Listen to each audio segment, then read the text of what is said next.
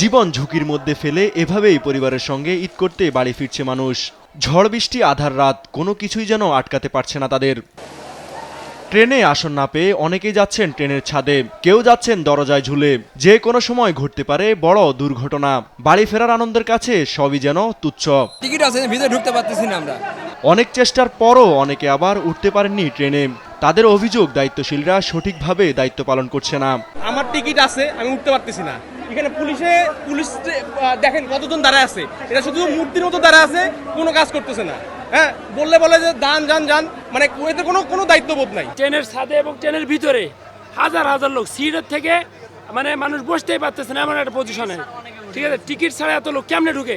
এদিকে বগুড়ার সান্তাহারে ট্রেন লাইনচ্যুত হওয়ায় উত্তরবঙ্গগামী ট্রেনের যাত্রীদের কপালে ভাঁজ। সঠিক সময় বাড়ি পৌঁছানো নিয়ে শঙ্কায় তারা।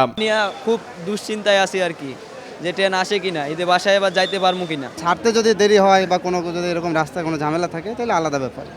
এখন পর্যন্ত আমি এ ব্যাপারে কিছু জানি না। যদি ঠিক মতো ছাড়ে তাহলে সমস্যা নাই, কিন্তু যদি না ছাড়তে পারে তাহলে তো সমস্যা। রেল কর্তৃপক্ষ বলছে যে ট্রেনগুলো উত্তরবঙ্গের উদ্দেশ্যে ছেড়ে যাচ্ছে, সেগুলো দুর্ঘটনাস্থলে যাওয়ার আগেই সেখানে উদ্ধার কাজ শেষ হবে। শুধুমাত্র ডিসরাপশনটা হয়েছে পার্বতীপুর সান্তাহারের মধ্যে।